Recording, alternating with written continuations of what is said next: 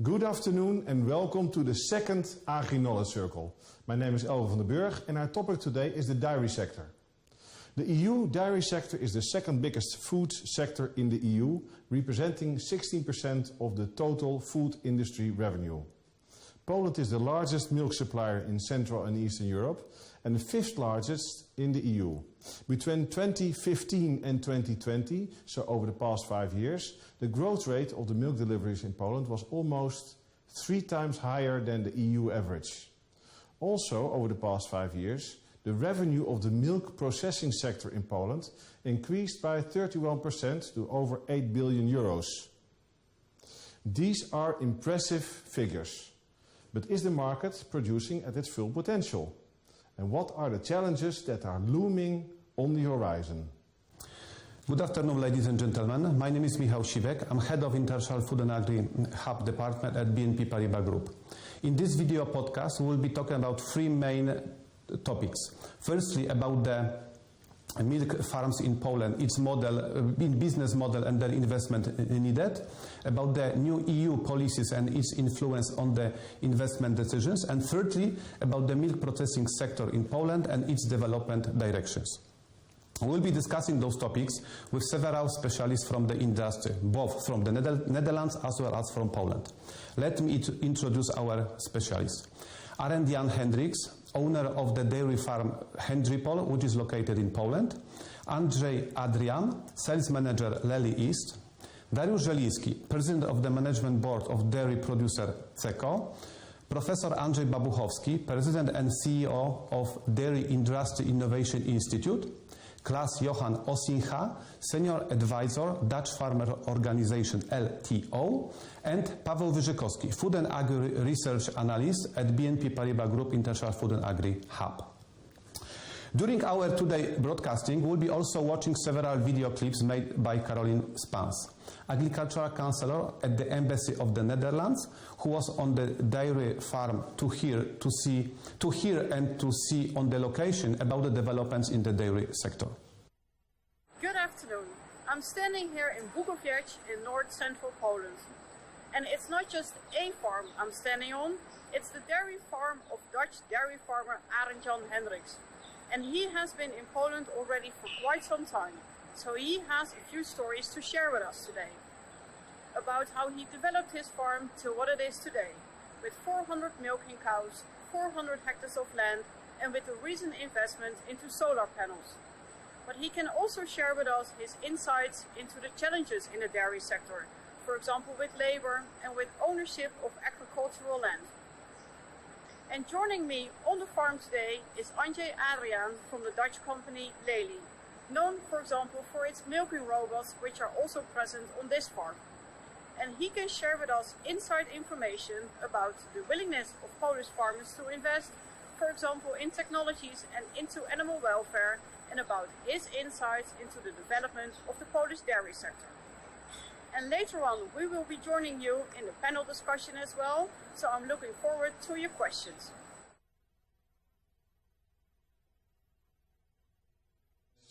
Caroline suggested for the audience, you can ask questions to our guests. So please send them to us in the chat and we will address them during the panel discussion. I have the tablet here and I see your question coming. We now go to our first studio guest, Paweł Wyrzykowski, food and agri sector research analyst from BNP Paribas Group, AgriHub, Central and Eastern Europe and Africa. Paweł will talk about the dairy farm model and the development of milk production, present the changes taking place in the milk processing sector, and analyze the export of dairy products. Paweł, the floor is yours. Thank you. So today we want to focus on changes taking place in the production and processing sector. In my speech, I would like to introduce you to the milk production sector in Poland against the background of the Netherlands and how it has developed in recent years and what we can expect in the future. Then I will focus on processing sector, its structure and analysis of export in comparison with other countries. Let's start with some figures which will give you an overview of milk production sector in Poland. with 12.5 million tons of milk. Poland is the 5th largest supplier of milk in the UA, with an 8% of market share. In terms of volume of production, we are similar to the Netherlands, even though we can see a lot of structural difference between these two countries. Milk production in Poland is less commercial. Farmers utilize 16% of milk produced, compared with 8% in the Netherlands. The yield of cows is significantly lower by nearly 40%. As a result, to produce a similar volume of milk, over 1/3 more cows are needed. Also, there is definitely more farms engaged in milk production in Poland than in the Netherlands. Let's take a deeper look at milk farms. Into these charts, you can see the structure of dairy farms in Poland and how it has changed since joining to the UA. What we notice is a positive trend over time. Between 2005 and 2018, share of the smallest farm keeping 1 or 2 cows was decreasing from close to 60% to less than 40%. The share of farms keeping from 10 to 29 cows has increased to 30%. Also, the share of farms keeping more than 50 cows, despite the increase in is still small, but must be remembered that we are talking about 200,000 farms in total. So this means that even a small percentage in a few thousand farms specialize with great potential for future development. Changes in farm structure translate into the changes in herd structure. In 2018, farms with a herd of more than 30 cows kept about half of cow population compared less than 20% in 2005. How changes in the structure of farms translate into the development of milk production for the dairy sector. Between 2010 and 2020, the milk collection in Poland increased by nearly 40%. The increase in volume of raw milk for processing was mainly caused by increase of productivity by nearly 1/3, as well as by increase of marketability of production by over 10 percentage point. In this period, the stock of cows decreased by about 200,000 heads. Also, in recent years, due to high milk prices, farmers did not limit the size in their heads. These figures give the message that the sector has done a lot of work towards specialization, but also there is still plenty of room to future development. And we ask the question of how big the space could be. We prepare 3 scenarios. In the first one, we assumed that herd will be at the level of current dairy herd in Poland. Cow yield and the delivery rate will increase to the average level currently observed in the UA. And in this scenario, milk collection to the dairy sector could increase by 16%. In the medium scenario, compared to the minimum, we have assumed that cow yield will increase to the level which is currently observed under evaluation of the federation. Then the milk purchase may increase by over 1/3. And the most optimistic scenario, here we assume an increase in stock of cows in the period of 10 years at the rate observed in last 5 years. It's nearly 1% per year. And we have assumed productivity and delivery ratio at the level observed current in the Netherlands. And then the volume of deliveries may increase by more than half. Let's now move on to the milk processing sector. Changes are taking place not only in the milk production sector, but also in processing. Consolidation process are taking place. Between 2015 and 2020, the number of companies in dairy sector decreased by 17%. There are currently 150 milk processing plants in Poland, and the decrease in the number of companies did not correspond with decrease in revenues of the industry, which increased by 23% in terms of euro, and the industry also invests over 200 million euro annually. One of the important pillars of development of milk processing industry in Poland is export, the value of which accounts for approximately 25% of revenues. Comparing the structure of Polish export of dairy products to our partners from Netherlands or from Germany, we can see that a higher share of liquid milk in the structure of export, and secondly, a smaller share of cheese in export. In addition, compared with Germany, we have smaller share of yogurts and fermented products. So these products, cheese and yogurts, as well as dairy drinks, are seen as products which there is more room for innovation, for building added value. And I decided to take a deeper look at the price Poland obtains in export in comparison with main cheese exporter in the UA. As you can see, the price of this different type of cheese from Poland are one of the lowest in the UA.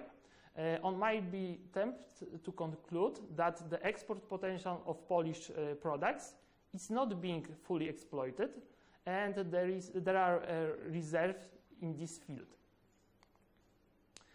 And in summary, it can be said that both the milk production and processing sector have done a lot of work in recent years towards specialization, towards concentration of production. This process have not come to an end, and base has been created to future development of the sector at each stage of the value chain. Export play important role in the dairy processing sector, although their potential is not fully exploited. And the question is how to do this. Do we have to compete with several hundred years of tradition in cheese production with Germany or France, or we do have to focus on modern smart products that meet the needs of consumers, like sustainable production aspects? All these activities require future investments. And this moment, it's important to remember that we have European Green Deal on the horizon, and just for a reminder, more than 1 trillion euro on the table. Thank you. Yeah, thank you, Paweł, for giving us the overview of this topic and this clear introduction to what we're going to talk about today. With the other guests, we will be focusing more on the specific dynamics of this sector.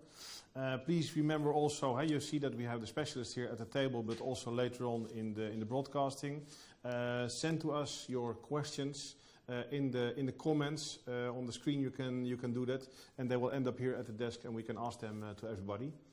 So please participate in this broadcasting. Yes, it's a warm invitation from my side. Last week, Caroline Spaans was present at Hendrikpol. Caroline made an interview with Arend Jan Hendriks, owner of the farm, and asked why he started a dairy farm in Poland, how his farm developed, and talked about the challenge with investments in Poland due to leasing contracts. Now, I started here in Poland 20 years ago. Before that, I studied on the Agricultural University in Wageningen and worked about 20 years for several companies in Holland in the agricultural sector. but after 20 years I decided to open my own company and made the decision to start a dairy farm. In Western Europe it was impossible for me. There you have to buy soil, you have to buy milk quota, and I didn't have the capital to do this. And in Poland at that time it was possible to rent a farm for a long term, and in 1998 it was possible to start milk production without milk quota in Poland. For that reason I came to Poland. Now I started on an old state farm with deep straw barns. 23 years ago straw was for free in Poland. Now we have to pay for it 150 zlotys per ton, about 40 euro per ton. 23 years ago labor costs were about 1 euro per hour. Now we have to pay 6 to 10 euro per hour. And it means that the farm should be more labor efficient. For that reason, in 2013, I had a possibility to buy a farm from my neighbor, and I built a totally new barn for 300 cows with 4 Lely robots. And now the cows are milked 3 times a day by the milk robots. The curtains are automatically opened and closed, and the vents are starting when the temperature is higher than 20 degrees. And through the program of Lely T4C, we have control every day, every night, 7 days a week about the total herd. Last month I invested in solar energy to decrease the cost of energy. The solar panels can about 25 of my needs of energy produce, and the next years the energy price will rising and rising. So to decrease the costs of the farm, I decided to invest in solar energy. I have now my herd on 2 farms, on the old state farm and in this building. And in future it should be the best to concentrate the total herd on one location. And the young stock has quite poor conditions when it's concerning climate and labor input. And in future it should be more modernization and located on one location. I would like to invest in modernization and further grow of the company, but in Poland at the moment there is some problem with the contracts for the land. I contracted the land for 30 years and I have still 7 years to go, and from today to 2030 the government give no exclusion, no information. They will give me, the farmers, another contract, and there is also no, I'm not sure for how many years they will rent the farm further on. So the actual situation in Poland is blocking dairy farmers to make investments. There is no certainty about what is happening in the future. On the farm, Caroline didn't only talk to Arend Jan Hendriks, but she also met with Adryan, sales manager at Lely East, and she asked him about the presence of Lely in Poland, what the dairy sector looks like on farm level, and how Andrzej sees the future investments in dairy farms in Poland. Lely is present in Poland for 12 years. 12 years, it's maybe not too long period, but it is enough to build a relationship with the best farmers here in Poland. We are based on the Lely centers. We have in Poland 5 Lely centers. located in different regions in Poland. These Lely centers are responsible not only for the sales, but also for the service, for the installation, for the keep relation with farmers after sales. And here, this part, it is very important for us. As you know, Polish dairy sector, it is rapidly changing for a few years. Today we calculate that we have in Poland more than 15,000 farms where it's more than 50 cows. Yeah, to be honest, it is professional sector, particularly for Lely, particularly for our technology, for our solution. We have in Poland also many of the farms, big farms, dairies, L farms, means they are farms where we have more than 500 cows. We calculated that we have in Poland approximately 250 farms with this type of head size. It is for us professional potential for professional milk production. Yeah, today when we will analyze milk consumption in Poland, we can observe that many of the products from the milk, like cheese, yogurt, not only powder, are exported. Yeah, it is important part of dairy sector export. Future with milk production and dairy farms in Poland probably will be positive. Yeah, it is generally opinion, not only our opinion, means Lely opinion, but generally on the sector opinion that should be positive background, positive conditions to this type of the production. Even today we are observing situation that many of the farms are changing. It is increasing of the herd size. It is developing of the milk production. It is increasing of the milk production. Today we have in Poland on this sector, which is professional, like I said at the beginning. Yeah, in this sector, in this part of the producers, average production it is almost 9,000 kilo per cow. Is, to be honest, very big increase, very good results, and we are sure that this trend still will be here in this region. Poland is still 7th producer of the milk in Europe, and we hope as soon will be maybe not first, but will be the same level of the production which we have in Netherlands, for instance. Maybe not yet, but it is typical family farms. Yeah? I mean, if we compare future in Poland and future milk production in Poland, we can agree probably that it will be the same level, the same standard as in west part of the Europe. Yeah, as soon. I hope as soon. Now we have in Poland situation that we can observe changing of the generation. Yeah? This young generation, which is much more open for the new technology, modern technology, automatization, it is our partner, and generally I can tell that yeah, it is time to this type of technology, this type of invest. Yeah, it is probably good time. Many reasons and many factors influence on this one also. It is not only changing of the generation, also subsidies from the European Union. Sometimes the subsidies destroyed decision about investment, but till this time it was one of the factors which positive influence on farmers' decision.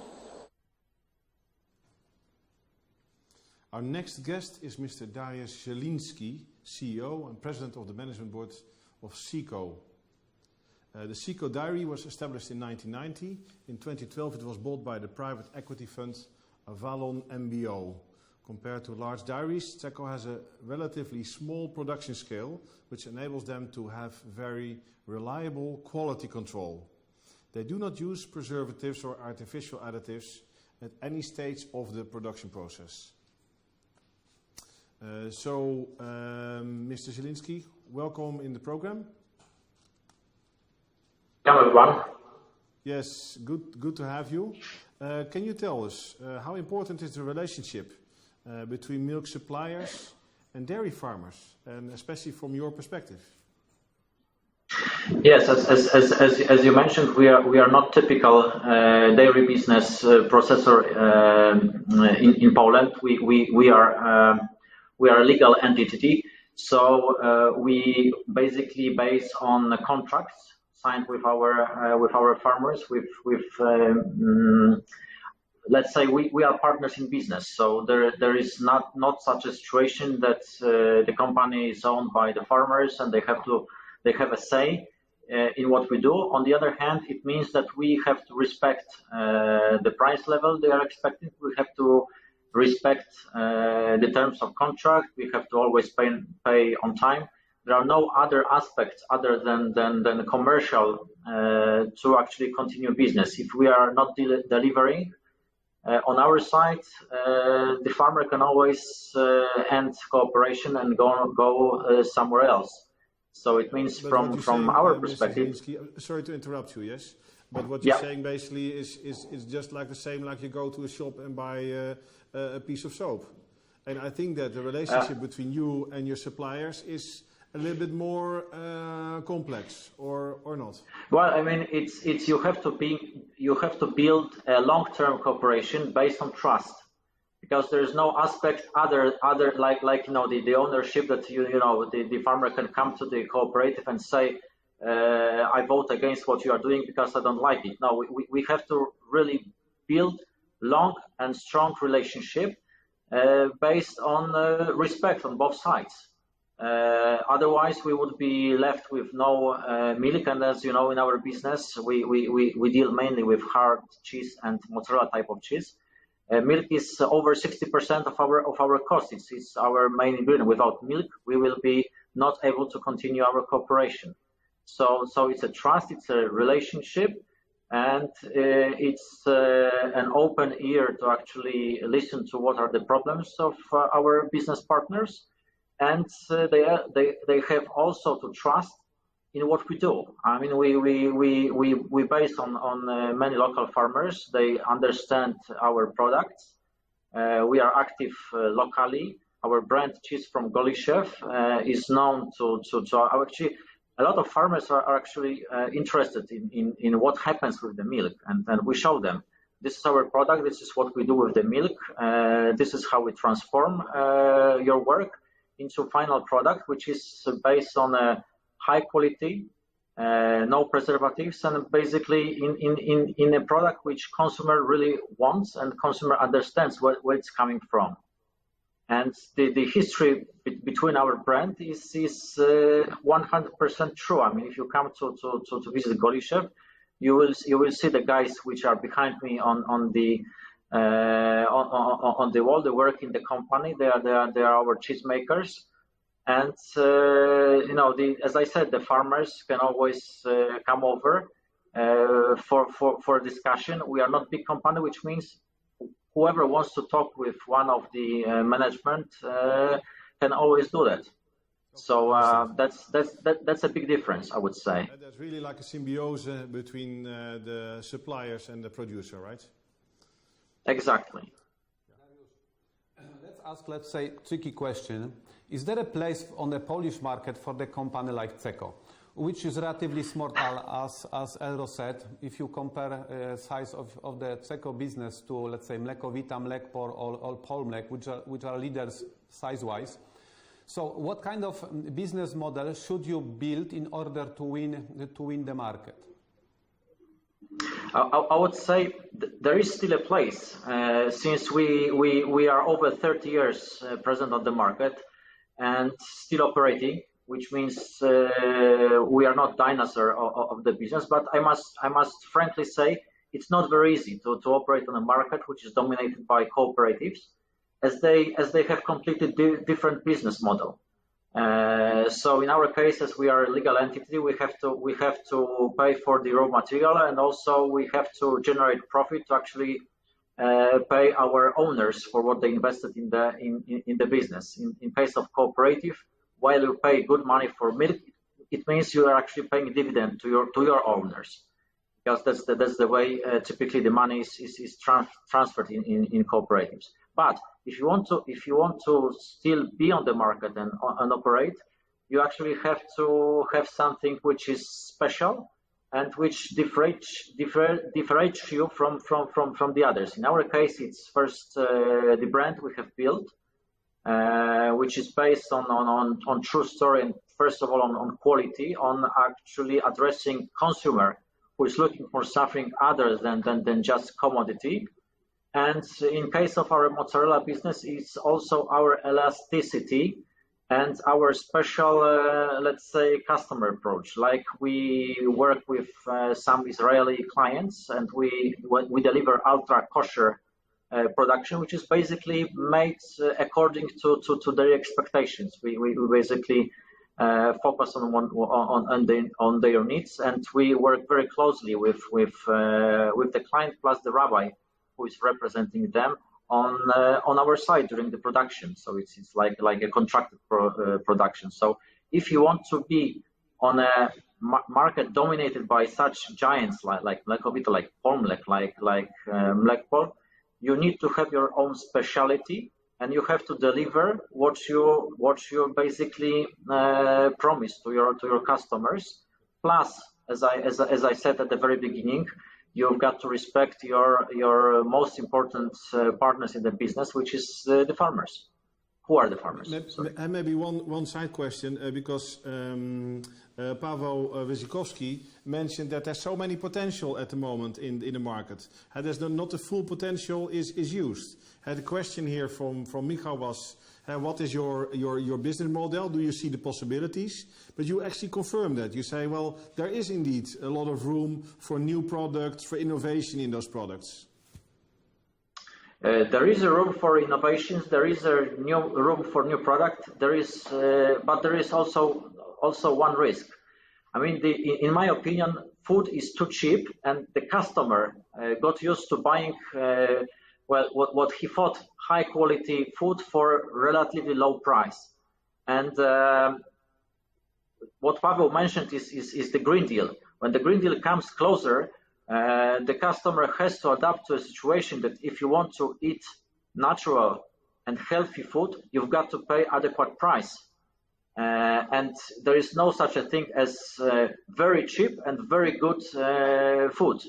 It's just not possible to happen. So from the production point of view and from the let's say processors point of view, yes, we still have many ideas on new products, especially during the COVID time when you are looking for healthy product for actually changing your living habits. But one thing has to be understood: it will come with a price, and customer has to understand that basically in the daily, let's say, cost of living, food will be more and more important item when you look at the share of total cost. Dariusz, and you also mentioned that export possibilities. Paweł also shows that how much of the production of dairy goes abroad, and what are the prospects for the export? You are very much cheese, let's say, related companies. Is it cheese? How it happening in the entire EU? Entire EU exports. This export is growing, or other dairy products you see such a potential? Well, of course, it depends how far you want to export your products, and with that comes the problem of special conditions to actually transport the product. So when it was said before that yogurts are not so much exported, that's mainly because of the shelf life. The shelf life is so short that it's very difficult to transport it on the longer distance. It's much easier with powder milk. It's much easier with even with hard cheese and mozzarella. We also export whey concentrate, but it's just to Germany. So the distance is not that far. I would say there is still potential. In our case, it's over 30% of our production which is exported. Poland-wise, it's also more or less 30%. The only thing we need to work on, and we should work on, is the brand. I mean, we export like what Paweł showed. We export cheese, but the price of our cheese which we export is one of the lowest in EU. I mean, it's not a way to go in the future, because as it was mentioned before, the energy costs are growing, the labor costs are growing in Poland, and we are becoming we won't be cost efficient spot on the EU market. We just have to work on other aspects, like that we produce high quality food, which is healthy, which is natural, but it has to come with the price. We shouldn't be engaging ourselves in low price wars, because it's not gonna help us in the long run. The future, yes. Yeah, I understand. Yeah. Maybe one more question. We need to go to the next guest, and we also have some questions coming in from the viewers, from the audience. One of the questions is: are there dairy companies working on specification standards for farmers, animal well-being, ban of chemical additives, incorporation of natural feed ingredients? Is that something that you're working on with your suppliers?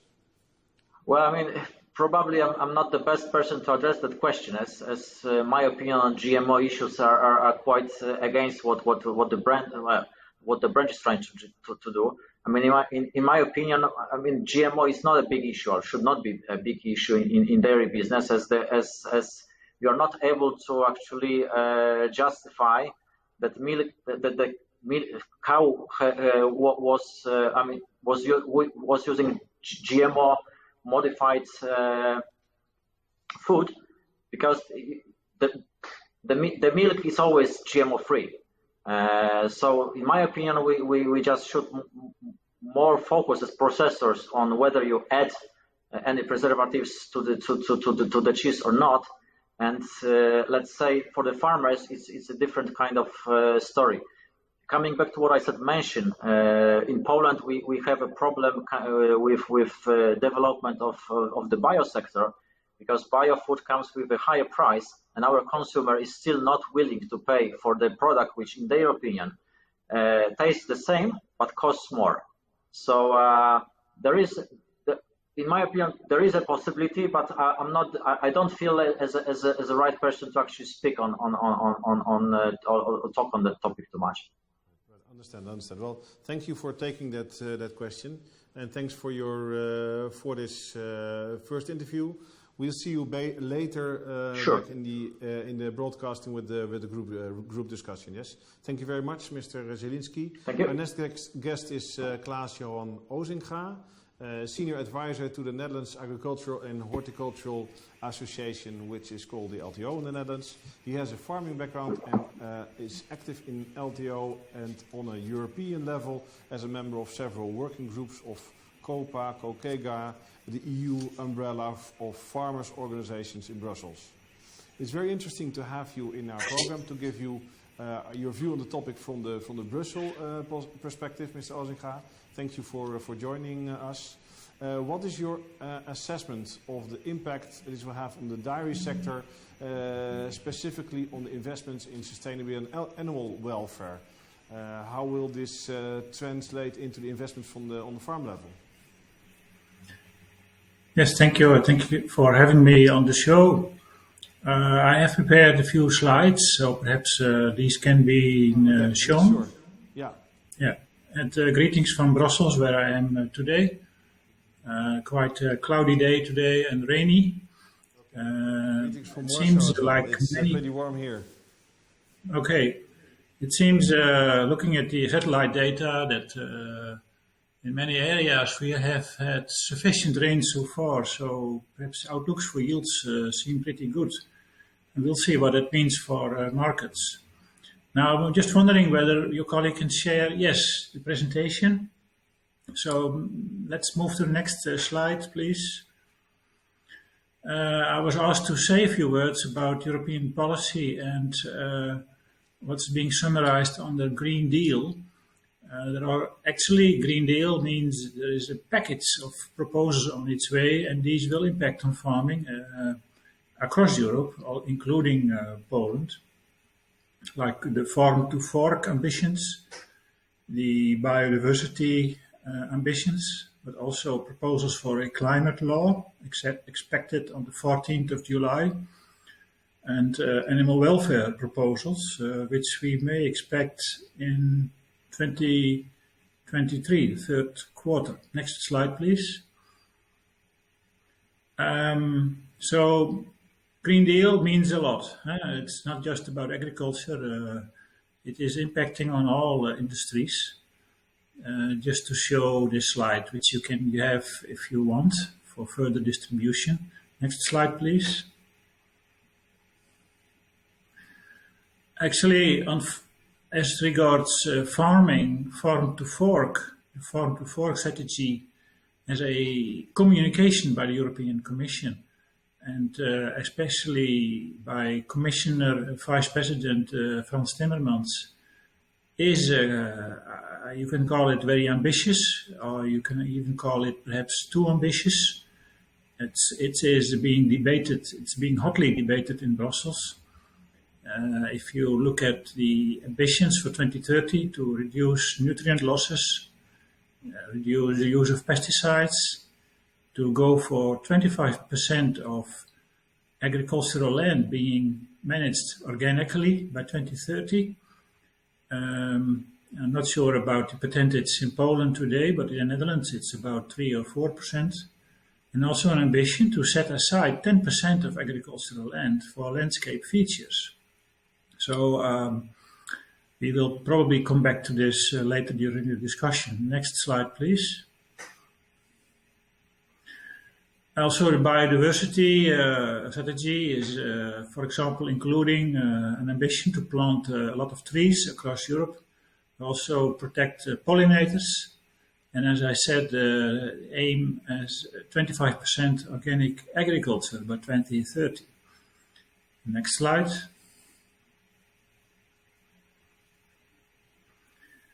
The European Commission is requesting member states to include the Green Deal ambitions in their plans for the next Common Agricultural Policy, or CAP, which should be starting on the 1st of January 2023. And this is going to play a role. We can discuss this later. I'm just mentioning this, and also what I said about animal welfare and climate legislation and a possible carbon border adjustment mechanism could impact on international trade. Next slide. So in Europe, we are organized in the Copa Cogeca, which is the umbrella for farmers' organizations and cooperatives in all 27 EU member states, including Poland. And Green Deal is causing a lot of debate. And, you know, sustainability is usually not for free. You can work on more efficiency and biotechnology and mechanization, but there is a price to be paid. I'm convinced that it is not something that can go for free, unlike you see in some supermarkets where they advertise high quality, low price. And actually, we wait for the European Commission to produce an impact assessment, which is a standard EU procedure. And that has not happened yet. But it is needed, we think, and we are pressurizing for this. Next slide, please. So I heard the word predictability already when you interviewed the dairy farmer. Farmers need this for the long term. And the current discussion about Green Deal and what it means is causing uncertainty. So we are in a situation over the next 2 years, a lot of debate, and outcome is yet unclear. What we do know is that the dairy markets will continue to grow worldwide, but mostly outside of the European Union. And what we want to avoid is that farmers in Europe need to meet all those demands from society while they are struggling to stay competitive in international markets. I would like to highlight that the EU has, of course, created a fund, the Next Generation Fund, or you could call it the Corona Recovery Fund. This is something maybe of your interest also in Poland, to see whether these funds can be used to, on the one hand, help farmers to become more competitive and also deal with all those sustainability demands. Animal welfare, I'd like to comment that like in Northwest Europe, we debate this a lot. In Central Europe, less perhaps, but I predict it will also come to Poland more and more, this discussion. The next slide. So for dairy companies, my advice is work with your farmers and set a strategy and make clear what you want. Are you going to produce locally? Are you going to produce for international markets? But it is important to make a choice and then to stick to that choice. Are you competitive? And do you want to go for high quality locally, or you want to produce bulk internationally? And you need to be aware that plant-based is on the rise. Well, dairy is still in a good position, I think, but it will only stay in a good position if we have good answers to all the questions about climate, animal welfare, and biodiversity. And of course, legislation is important, but I'm convinced that markets move much quicker than legislation. The CAP is still there, but I think it's going to be, it will become less relevant over time. It will become less relevant because the budget is not increasing, but costs on farms are increasing. The next slide, please.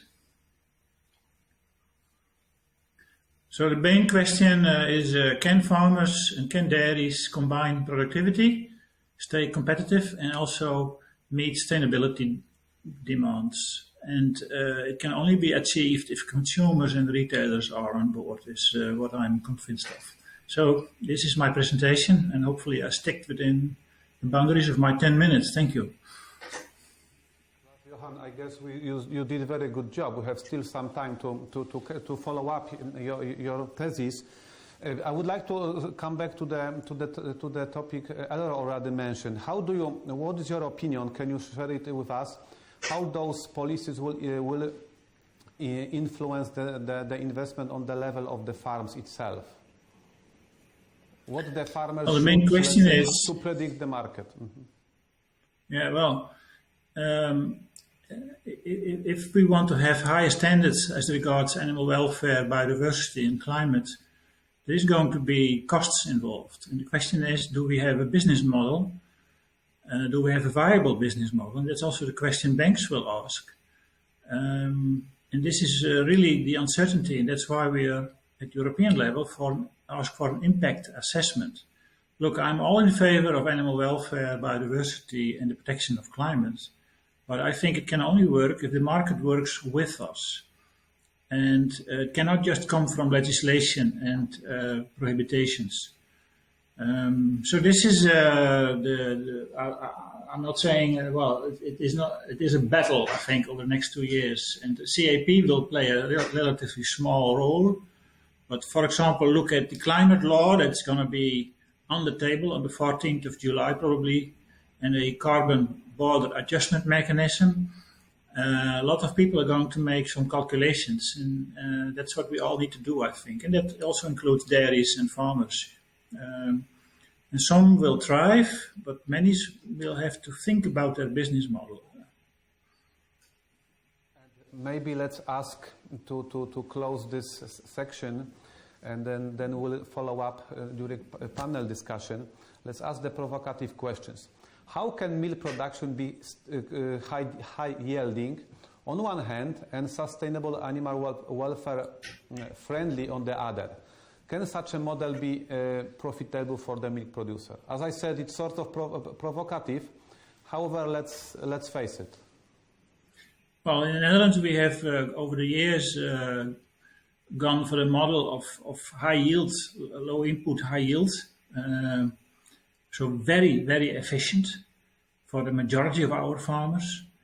But I'm also aware that this has led to criticism from society, who would like to see more small scale and organic and agroecology. Okay, and I'm all in favor of it, but I continue to say there must be a business model. The Polish Commissioner for Agriculture, he seems to be very much in favor of small scale and organic. I don't hear him talk too much about the business model, and the CAP cannot solve everything. So perhaps he's listening. So it's going to be an exciting week, actually, because we will have perhaps a European deal on the next CAP over the next week. And this is part of the discussion. Okay. Thank you for this first introduction. Maybe later we can discuss more about it. Thank you very much for this European perspective that you add to the discussion. Please stay in the call and we come back to you later then. Yes? Thank you, Mr. Osinga. We will now go back to Caroline and Arend Jan Hendriks. Caroline asked Arend Jan about the competitiveness of the Polish farms and if there is a difference between having a dairy farm in Poland compared to Western Europe. He also talked about the current support of the Polish government and his view on the transition to a more sustainable production. I think the bigger farmers here in Poland can for 100% compete with farmers in Western Europe. In the last 20 years, the knowledge of dairy farmers in Poland and also the conditions of their barns are so much better that there is no any problem to compete with any farmer in Western Europe. Doing dairy business in Poland is quite the same as in Holland or Germany. We have to take care of our animals 7 days a week, every day. Milk prices are about the same. The cost of forage and concentrates are also the same like in other countries. Maybe the cost of soil and labor are today a little bit lower than in the West, but the cost of employees is also in Poland rising quite a lot. 20 years ago and now there's a difference of a raise in cost per hour of about 700%. And the price of milk in this 20 years was rising only 25 to 50%. So there is something to do in Poland. Yes, it's quite difficult to get people who want to work in agriculture, and especially in dairy farming, because it's not work from Monday to Friday, but also in the weekend they have to work. Cows have to be fed and treated also in the weekend, and that's a difficulty. And also motivation of people, that's a little bit problem. Of course, we are getting support from the European Union and also from the Polish government.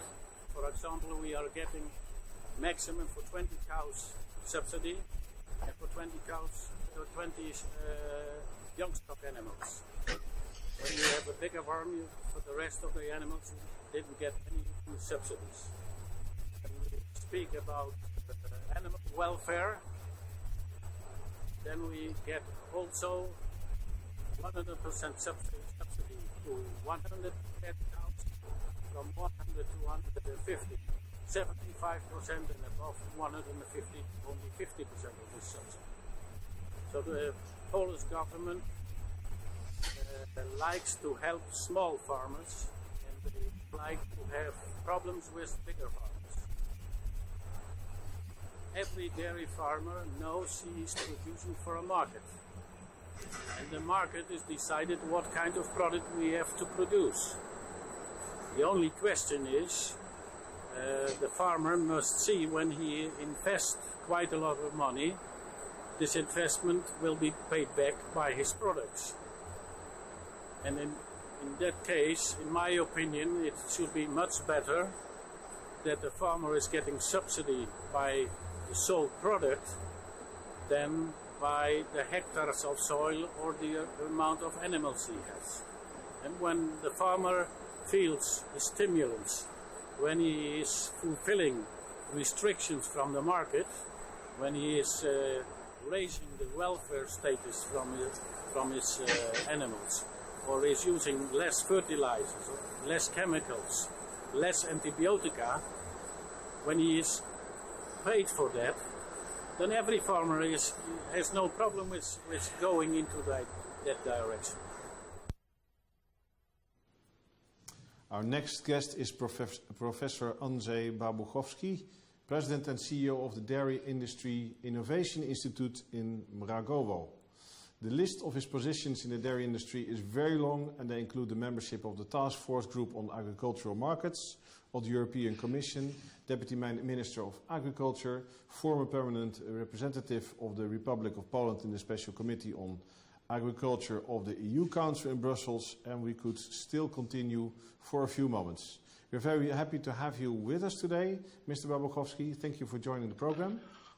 Hello. Hello. I don't know if you listened into the conversation, but we heard that from Dutch perspective, higher production of the producers will be the solution. Can you give us a first thought? What do you think about that? Is that possible here in Poland, and how do you see that? Good afternoon. Well, I haven't heard all of those presentations because I was not aware that they started earlier. As I remember, you mentioned me that I will start 14:40, and so I joined 14:30, and those persons whom I listened to, I remember, but all of them which spoke earlier, unfortunately, I have no chance to listen. And well, in Poland, the situation is such that the milk production is growing. Well, it's a small piece, about 2% per annum, but when you compare it to some other countries, it might be quite impressive, because in some countries you have decrease in milk production. Besides, the productivity is growing up as the number of cows is decreasing.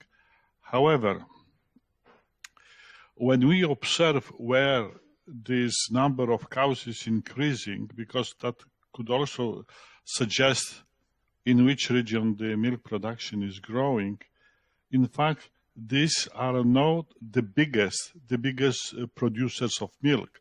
Those who are the big one, like Podlaskie Voivodeship, Warmińsko-Mazurskie, Mazowieckie, well, in fact, the number of cows is not growing, but milk production is growing, so productivity is higher.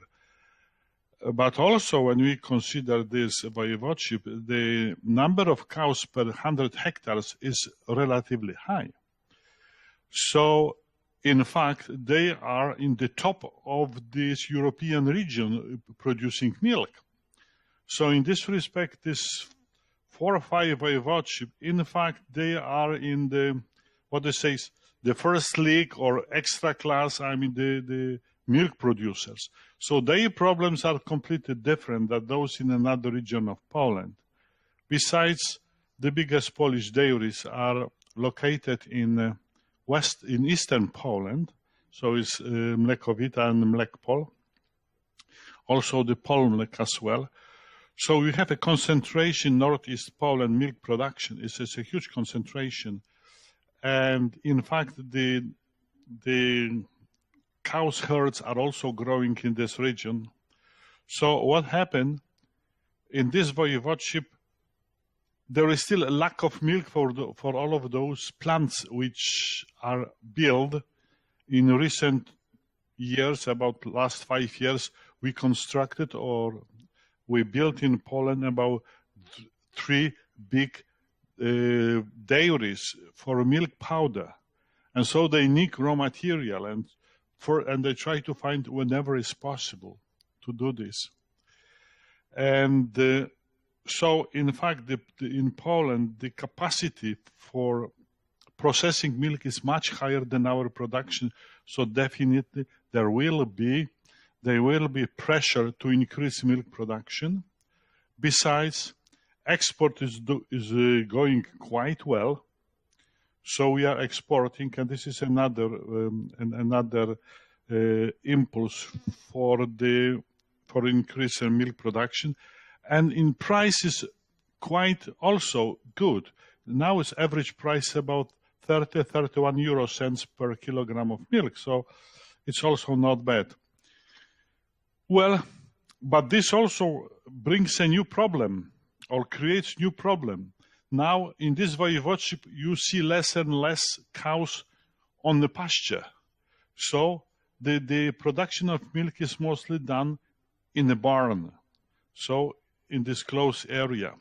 And we might be afraid that if animal welfare will be imposed, I mean, let's say a little bit more stringent, and will require cows to be also on a free space, not only in the barn, then it makes create problem to those farmers. Besides, in this region, there is a big demand also for fodder for animals, forage, because what they produce is not always enough. And from my technological point of view is that milk, the production of milk during the year is more or less equal, but that means also the standard, the quality of milk is also, there is no difference now winter or summer as it was in the past. So the composition of milk quality more or less is equal, depends rather from the calving season, calving of the cows.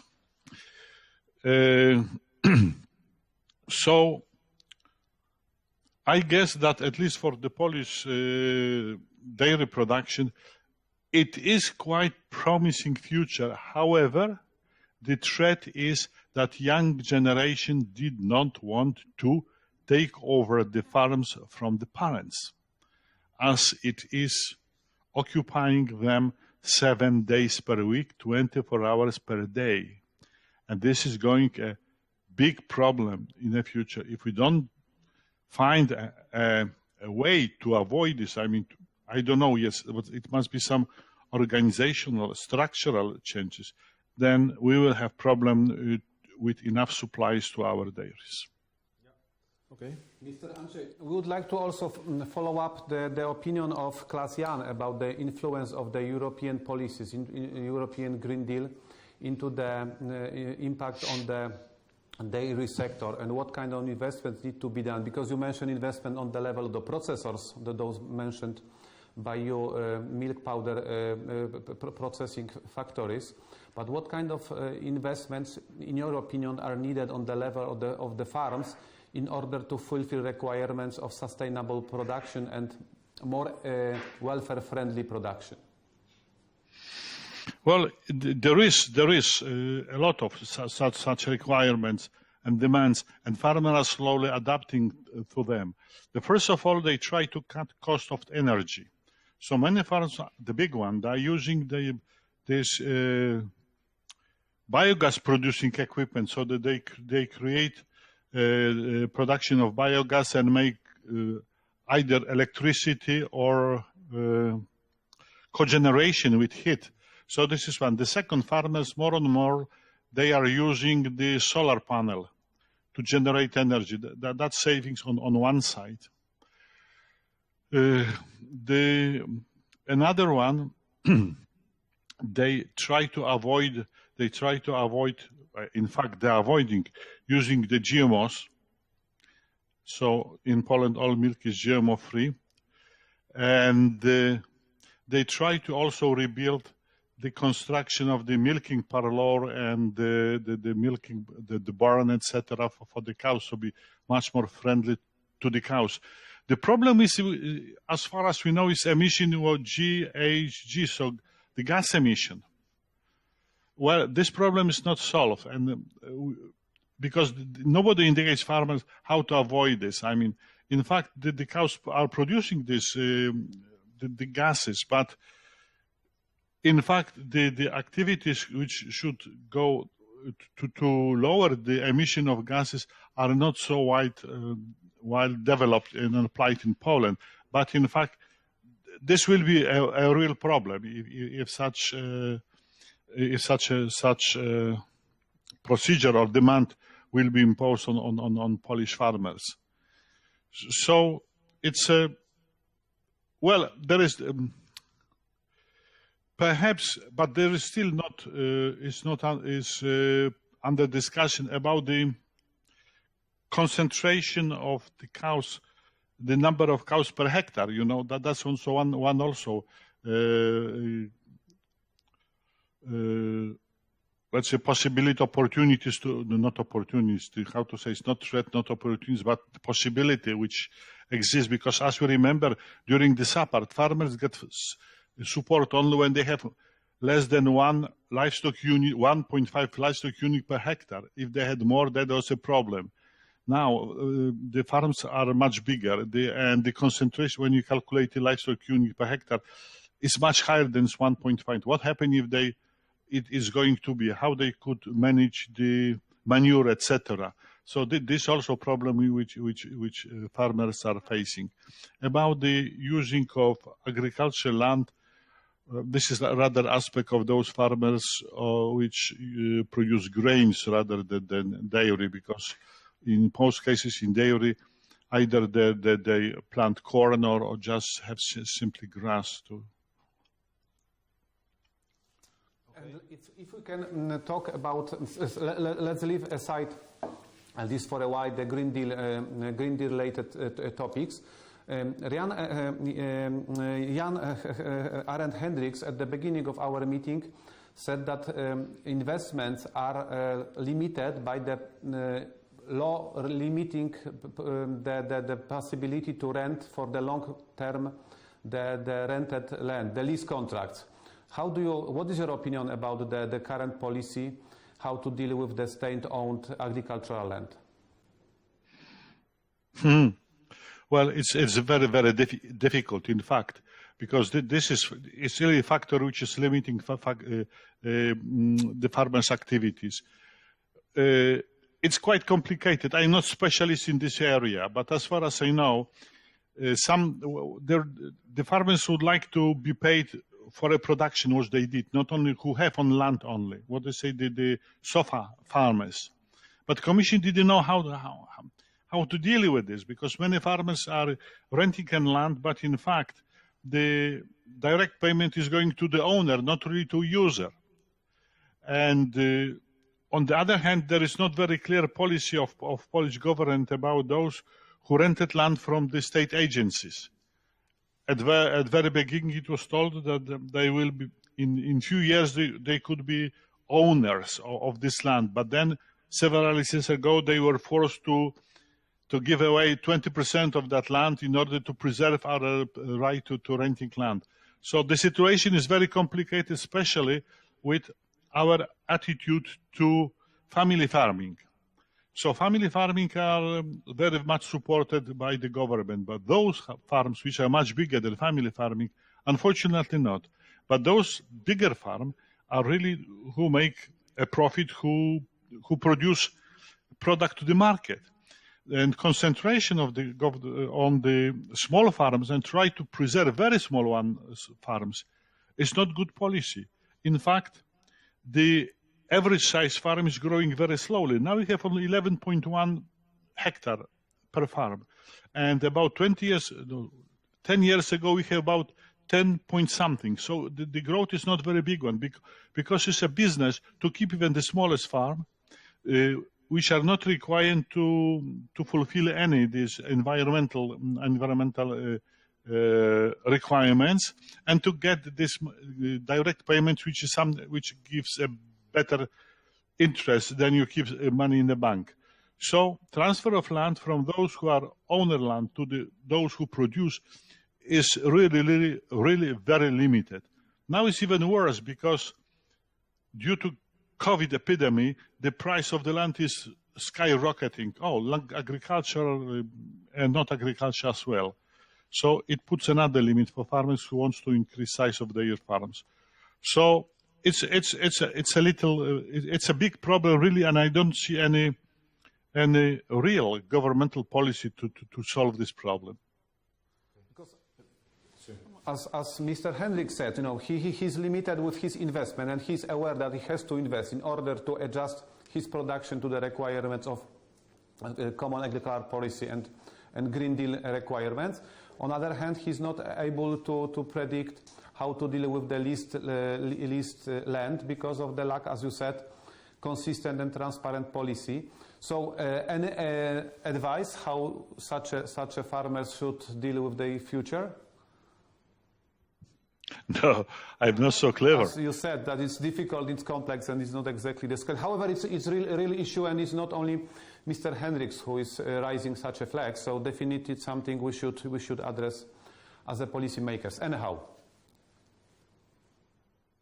Well, I tell you, being a farmer, I would like to try to purchase more land, definitely, because this is necessary. But it must be some incentive for me to do this. And as far as I know, if I have less than 300 hectares, perhaps the condition will be better for me. But if I have more than 300 hectares, definitely not, because even those policy with capping, with some other additional support, which is limited or erased for those who have farmers above certain size, like he said about number of cows and what is the percentage of support, right? Up to 100 cows, 100%, if more than 150 or 50% only. Like we stated in the beginning, the dairy market in Poland is one with a lot of opportunities, but definitely also one with many challenges, and the land issue is certainly one of them. Professor Babuchowski, we will come back to you in a few moments when we have the group discussion. Thank you. Okay. Thank you so far. Thank you. Now first we will go back one more time to the place of Bukowiec. We know that there are also Dutch companies watching today who might not be active yet in this region, meaning in Poland. Therefore, Caroline asked Andrzej Adrian about the market situation in Czechia, whether the Polish farmers are ready to invest, and what advice he would give to the Dutch companies who are considering to enter the Polish market. Yeah, Poland is important market for Lely. Poland is probably the best and the biggest market in east part of the Europe. Yeah, we here in Poland, Lely is responsible also for this market, like Slovakia, Czech Republic, also Hungary and Poland. And each of the country has completely other potential. Yeah? Czech Republic, it is still much more similar to the West level. Means average herd size in Czech Republic it is higher than in Poland. But the approach to the production, approach to the milk production, it is the same. The same background, the same aims, the same needs, the same philosophy and farmers' expectation. I would like to wish Polish dairy sector, means Polish dairy farmers and other farmers which are produce milk in Poland, stable production, stable price for milk, which means profitability of the business, stable of the business.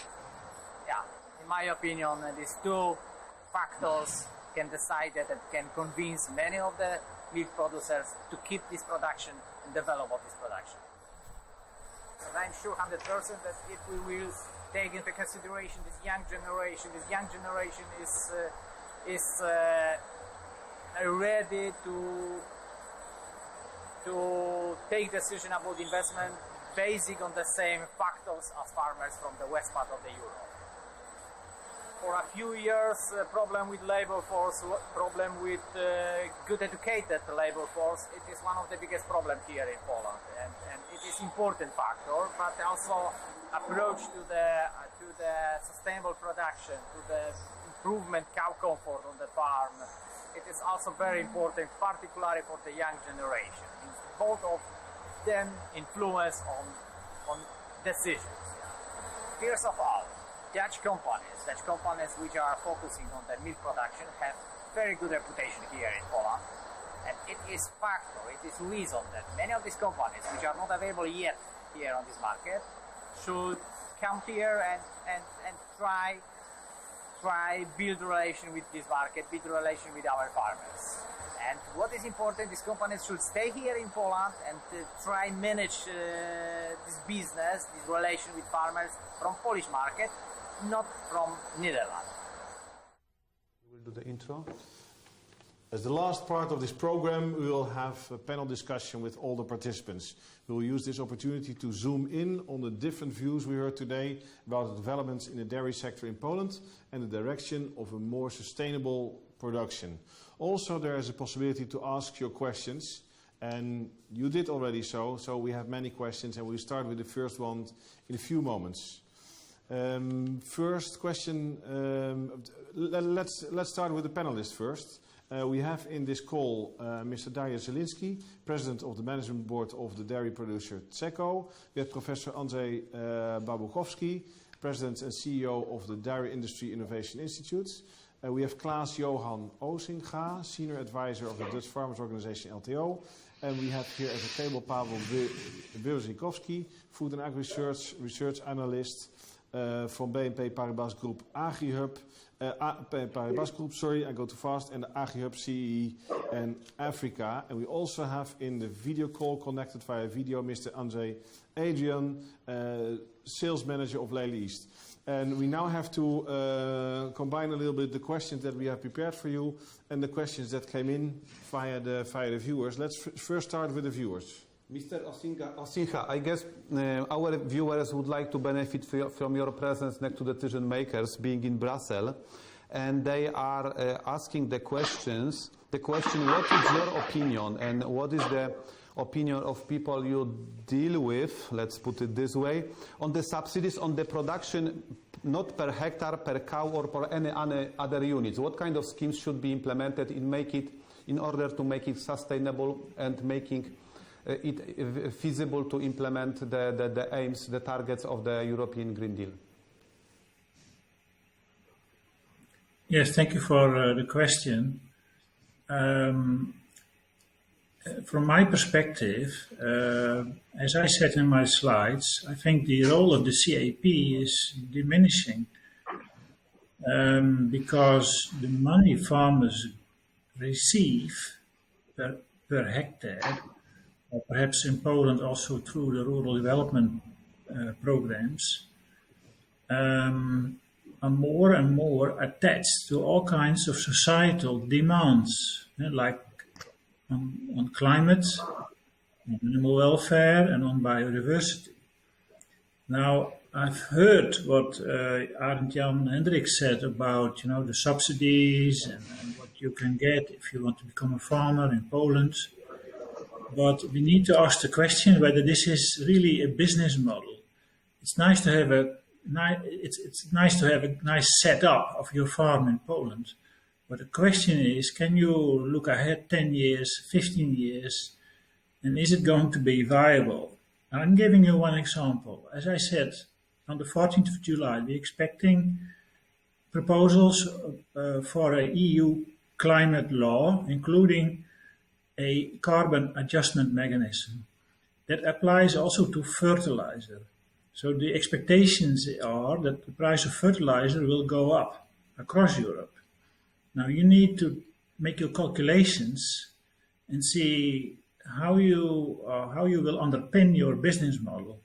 And the discussions we are having in the Netherlands are usually about, okay, do I try to increase my scale of production, which is nowadays becoming more and more difficult in the Netherlands with land prices over 60,000 euros per hectare, or do we try to add quality and get a premium? Now, this is usually the debate. I'm sure in Poland there is also a discussion going on. I'm just saying that also what I've heard already, costs are also rising in Poland. So you need to think ahead 10 or 15 years. And for farmers, this is natural. If you build a house, you do this for 20 years. So this is, and it also goes for labor. Huh? Cheap labor doesn't exist anymore in a few years. So this is, I think, something to add to the discussion. Hopefully. Okay. Yeah. Thank you very much. But maybe also good, Professor Babuchowski, to react on that one. Mr. Osinga refers to the Polish situation. Could you maybe comment on that?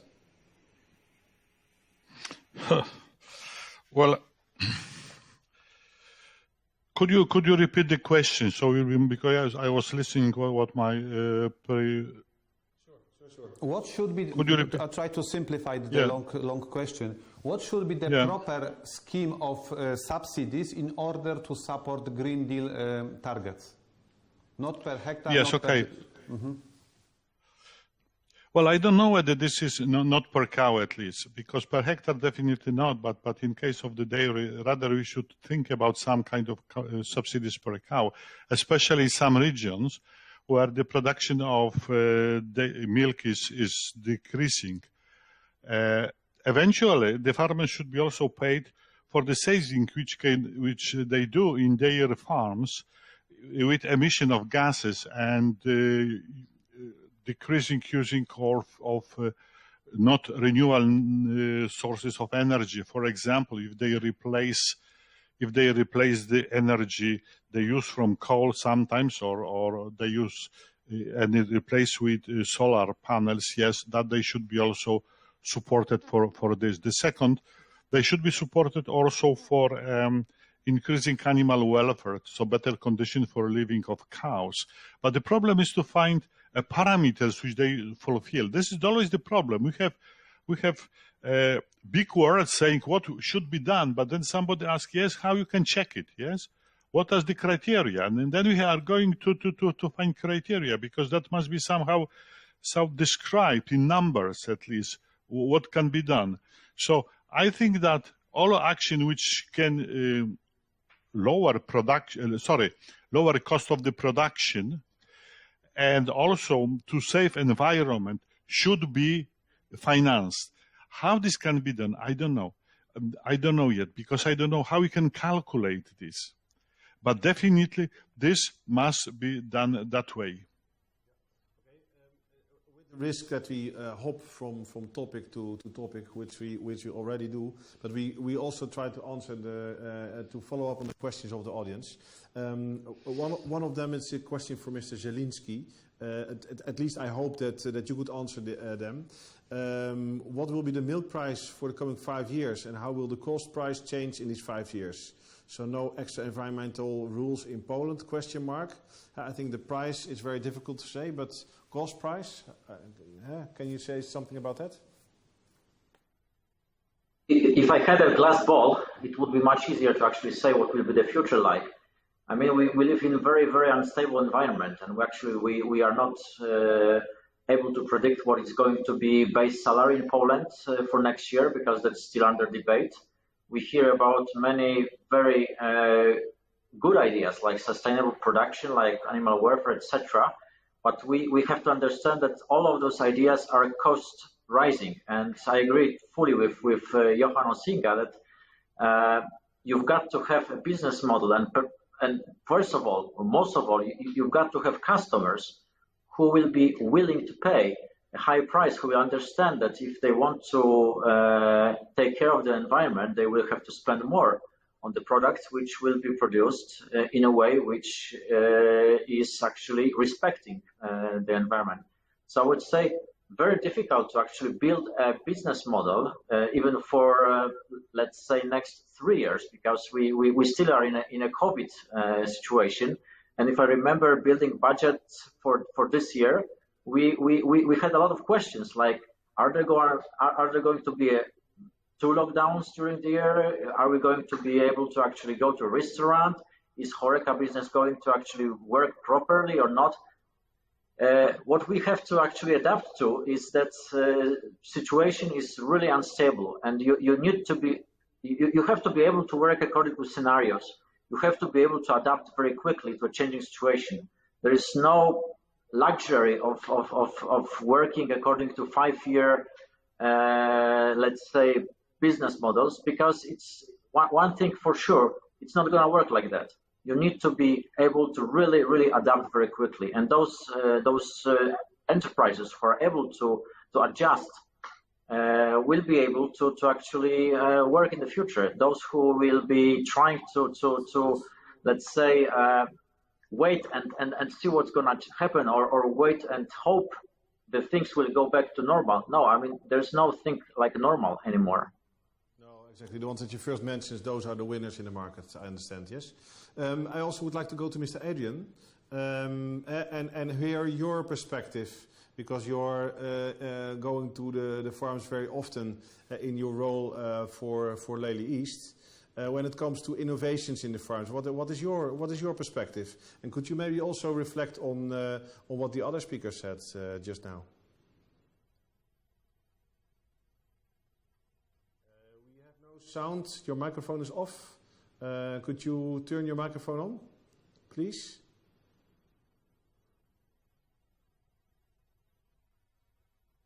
Maybe you could say something, and we check here also in the studio. Can we turn up the volume of Mr. Adryan? I think we can hear you now. Could you try? No, we still cannot hear you. Maybe we can go to another question of one of the listeners. We have, let's say, two group of questions. One is environmental issues and requirements. I guess it creates a lot of buzz, a lot of concerns, a lot of it's hot topic. So the question is, I try to quote: Is it idealistic that EU wants to go further in environmental protection, considering that there are still such a big differences among EU countries? And let's leave the floor open. Who would like to pick up the question? Because I believe it applies to all of you gentlemen. I see that Professor Babkowski wants to say something. I want to say something to the Mr. Zielinski, which said, because about the price of milk. In my opinion, we are going in direction that the price of the milk will vary within one dairy, because there will be milk which is specially assigned to a special product. That will be not something like uniform price of milk for everybody in the future. We'll have special price of milk for cheese production, for milk powder, etc. Because composition of the milk is different, and we should select based on the composition of milk. This is perhaps a future, but we have to go in this direction, as it happened in the past in the brewing industry. So nobody is considering this, but in fact, our analysis indicated that milk should be segregated based on the goal, which is for the purpose, because then we have some additional profit. Otherwise, mixing milk which is suitable for different products, in fact, we are losing some profit, because some milk is much better suited for cheese production. We have yield 7-8% higher, but then when we mix with another milk, we lose this profit. So this is another way when you can let's say, influence profitability of the farmers. Thank you for that Okay, remark. thank you. Mr. Adryan, are you connected already? Can we try maybe one more time? I see that you can hear us. Yeah. No, that's still a problem. Sorry for that. Yes, we keep on trying, and the technical team here is working on the connection. Should we let Dariusz react? Dariusz would like to follow up? That's kind of future I would like to see, actually, and I fully agree that the milk for cheese should be different than the milk for milk powder. And as I explained at the very beginning, we still exist as CEKO, being small company, because we specialize. And I would like to see a future in the milk production in some way that actually farmers should specialize in cooperation with different type of dairies and actually maximize on the kind of milk they are going to provide. Yeah, I would like that kind of future. Yes. Maybe a question to Mr. Osinga. You hear now the remarks from the other speakers in the program. You have very much the perspective of Brussels, which is understandable. But what you hear in this program, does that change your vision, or do you hear something that you say, well, in Poland it's different, and this is my remark on that?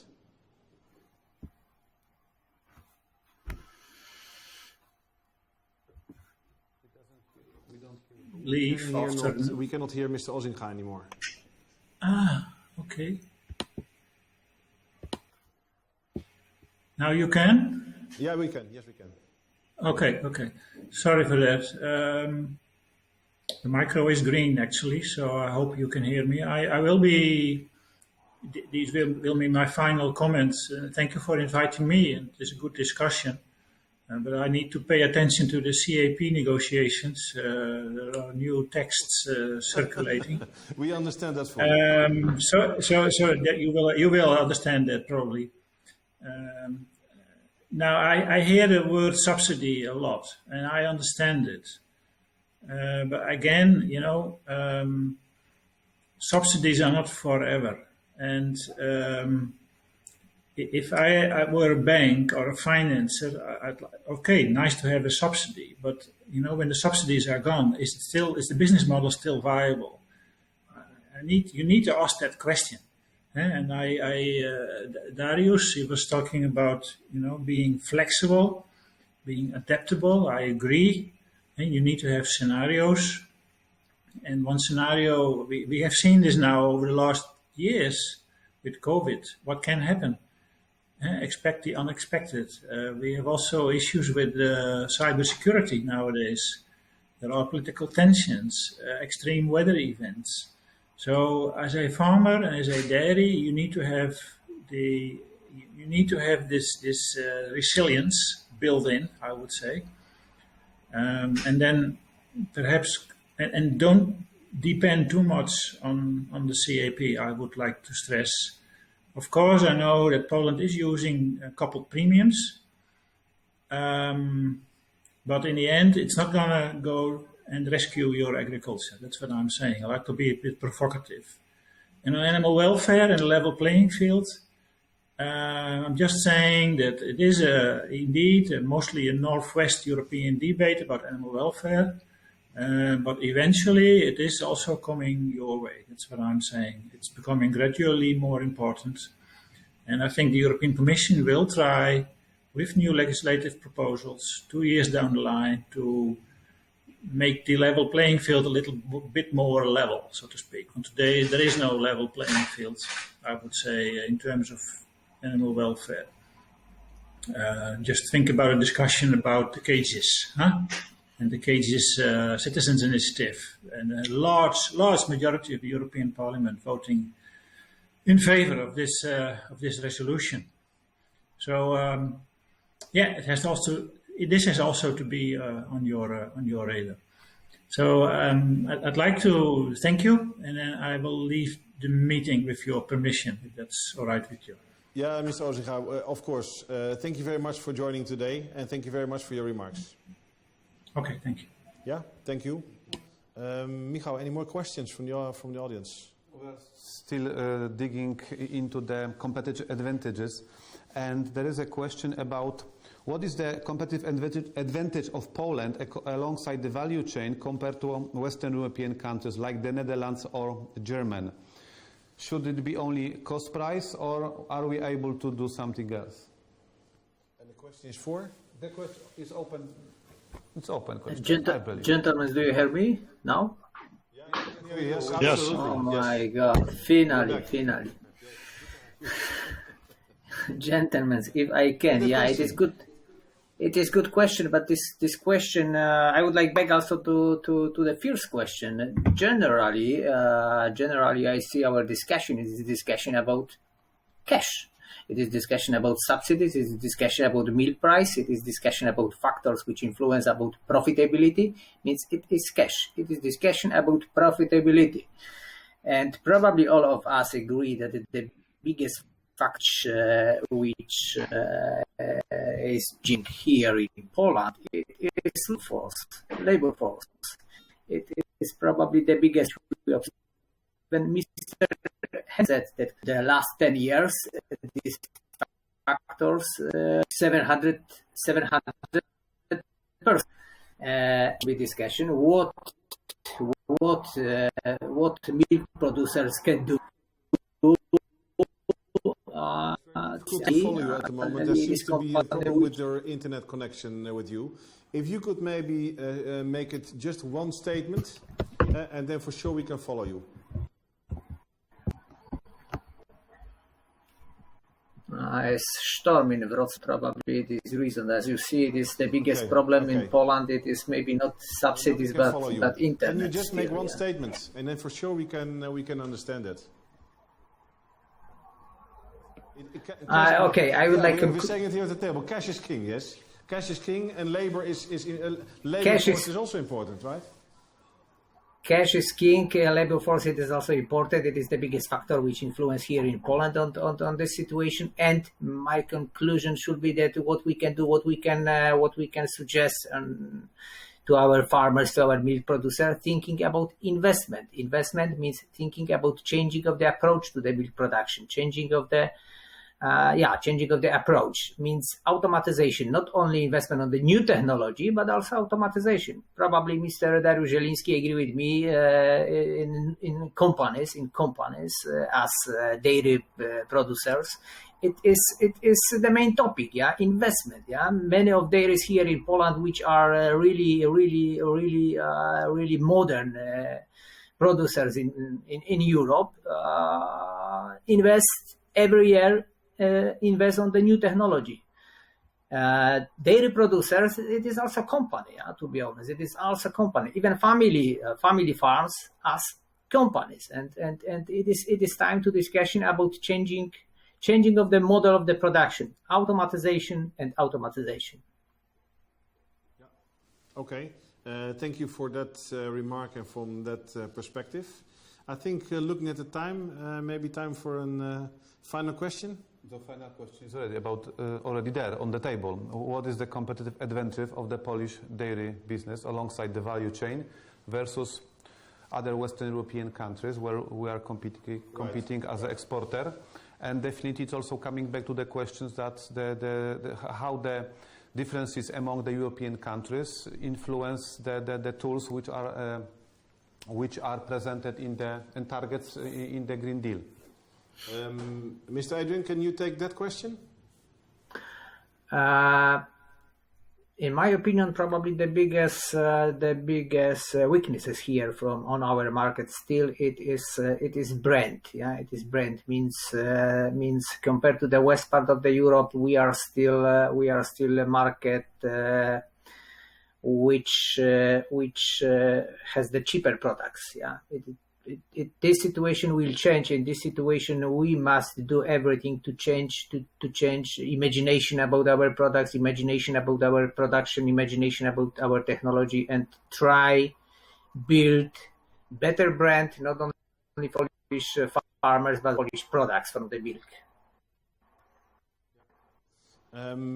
Last remark, Professor Babuchowski, from your side.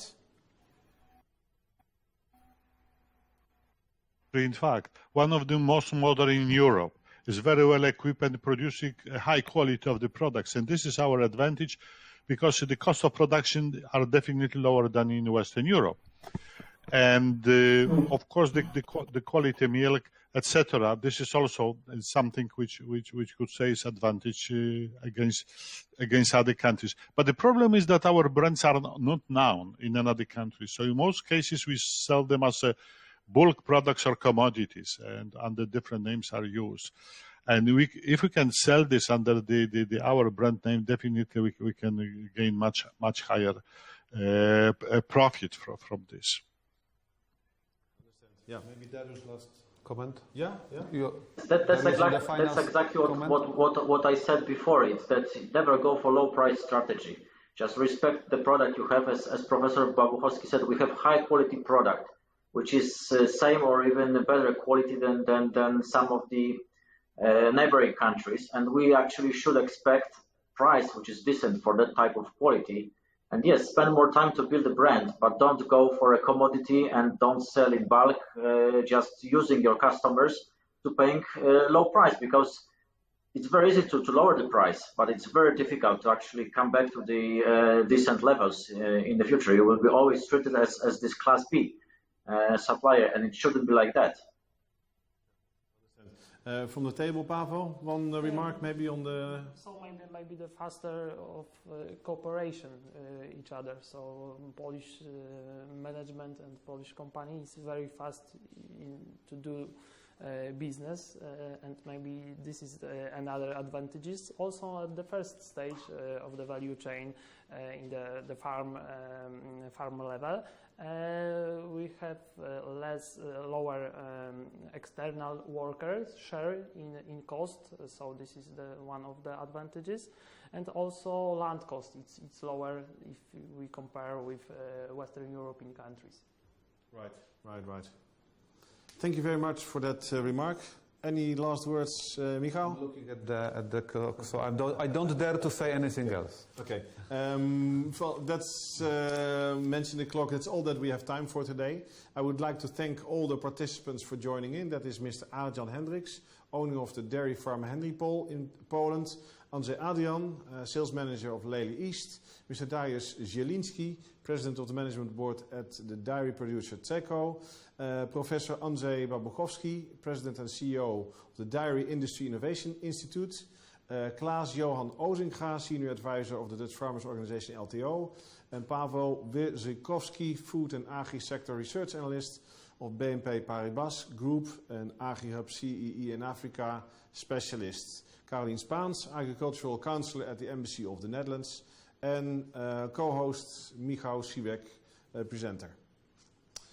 This has been the second Agri Knowledge Circle video podcast in a series of 4. So in 3 months' time we will back to you with a new program with an interesting topic. On the websites of the Netherlands Embassy and BNP Paribas you can find more information and reports on the dairy sector in Poland. Don't forget to like us on Facebook and subscribe to our YouTube page of the Netherlands Polish Chamber of Commerce.